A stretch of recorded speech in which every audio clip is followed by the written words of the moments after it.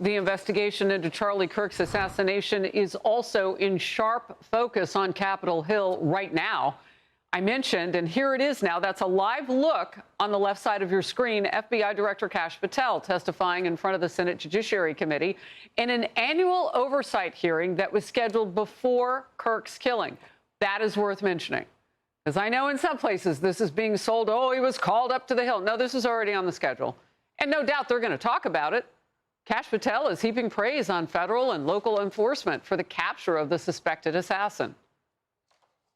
I also want to especially thank our colleagues in Utah, the governor's office, DPS, and the sheriffs out there.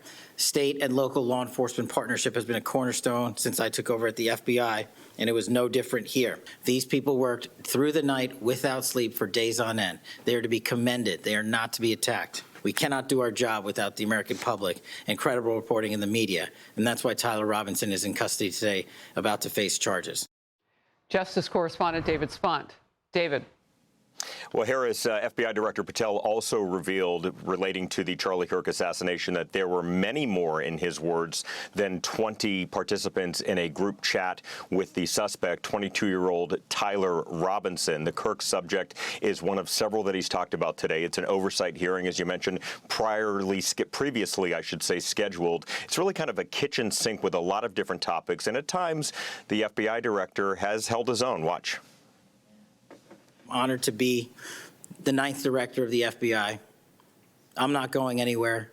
If you want to criticize my 16 years of service, please bring it on. Over to you. Now, relating to Charlie Kirk and Turning Point USA, Judiciary Committee Chairman Senator Chuck Grassley announced that he has some new info to show that Kirk's Turning Point USA was part of the investigation by then Special Counsel Jack Smith into President Trump's alleged attempts to overturn the 2020 election. Now, Patel also, Harris, discussing the Jeffrey Epstein case and what is perceived to be, from Republicans and Democrats, a lack of transparency by both the FBI and Justice Department into that case. Watch this. I'm here to testify that the original sin in the Epstein case was the way it was initially brought by Mr. Acosta back in 2006. The original case involved a very limited search warrant or set of search warrants and didn't take as much investigatory material it should have seized. If I were the FBI director then, it wouldn't have happened. Mr. Acosta, as he's referring to, is Alex Acosta, the former U.S. attorney in Florida who gave Jeffrey Epstein a plea deal, a non-prosecution agreement back in 2008. Epstein avoided jail. Acosta was then appointed President Trump's labor secretary during his first term. He resigned in 2019 when Epstein was found dead, and the news began bubbling up then. Patel facing several questions on several topics, and he'll do it all again tomorrow in front of the House. But this is the first real time we're hearing from him at length, taking a lot of questions, especially from Democrats. Back to you. All right. Glad you were all over it. David Spunt, thank you very much. Thanks. Nicole Parker, former FBI special agent and Fox News contributor. Josh Ritter, criminal defense attorney, also a Fox News contributor. Great to see you both. Josh, I'm going to come to you first, and please set the table for us. So this is an important day. We'll see the suspect, Tyler Robinson, via live video.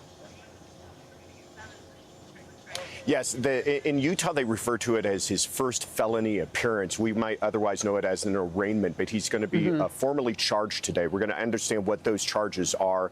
And we expect is what was in the arrest affidavit, that it will be weapons charges, obstruction charges, but most importantly, aggravated murder. And I say most importantly because an aggravated murder charge in Utah opens up the opportunity for prosecutors to pursue the death penalty. Now, we may not hear whether or not they in fact intend to pursue the death penalty today.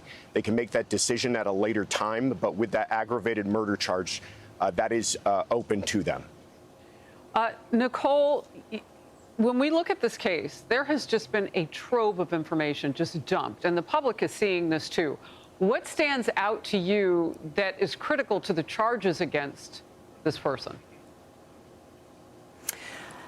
First of all, I believe that the FBI and all law enforcement deserves major kudos. This is not an easy task. It is quite daunting, and the evidence is just pouring in. Every single thing has to be reviewed, Harris. I think that Discord messages are absolutely critical because it was conversations pre-offense and post-offense. And so, you know, this note that is allegedly now disappeared, but is in some sort of forensic evidence that he said, I have the opportunity to take out Charlie Kirk, and I have to do it because some things can't be negotiated with.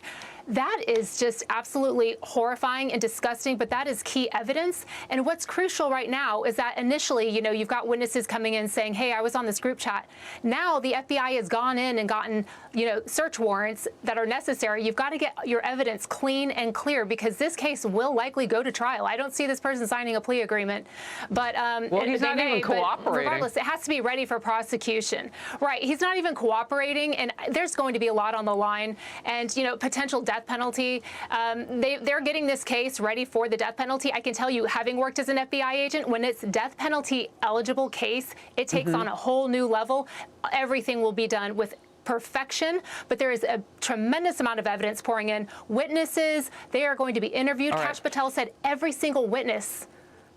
I don't have a lot of time with you guys because I know, Josh, you've got to get back, too, because you're actually in Utah. Discord messages. I want to hear from both of you on this. Nicole, I'll come right back to you. You said pre- and post-offense, disappearing note. Now, is the ability to make something disappear on Discord part of that platform, like a story and Instagram goes away in 24 hours, but it's always there because it's in your archive. It never really goes away, and that's how it's gettable. Talk to me about how you make things vanish online, or if that's even possible in this case. Would you like me to answer? Yes, please. Okay. So I can tell you, in law enforcement, it can be tricky at times with some of these platforms that allow disappearing messages. As far as Discord goes, it originated as a gaming sort of platform, group chats, room chats for people that have similar views on things. That is going to be a task for law enforcement to do, but I have no doubt that they will get to the bottom of it. Okay. The other thing is that because you have so many witnesses coming forward as well, they likely still have those messages saved on their phones, on their devices, not disappeared. Yep. And if you get to those people soon enough before they start killing stuff out, but there's still a footprint. So let's get to the law on that, Josh. How exposed are those individuals who were in the Discord chat? Because this has been a societal question now. Should somebody have turned this guy in? What is a if you see something, say something moment look like in the digital world?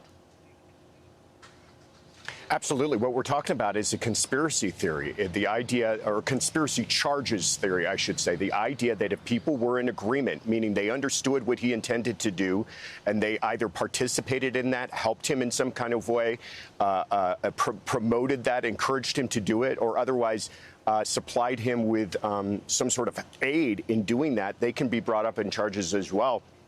And I think that's why Director Kash Patel was so interested in that, because that could be the avenue to open up federal charges if those communications were taking place with people outside of the state or even outside of the country. That might open up the opportunity for the feds to get involved. Wow. Okay. Compel those others in the room. I'm reading there could be as many as 20 people that they're looking at. I appreciate the expertise and time of both of you. This case is moving on, and we are all over it with the first felony appearance. That lingo that you've taught us today, Josh Ritter, appreciate that as we see the suspected assassin via live video later today. Thank you. Hey everyone, I'm Emily Campagno. Catch me and my co-hosts Harris Faulkner and Kaylee McEnany on Outnumbered every weekday at 12 p.m. Eastern, or set your DVR. Also, don't forget to subscribe to the Fox News YouTube page for daily highlights.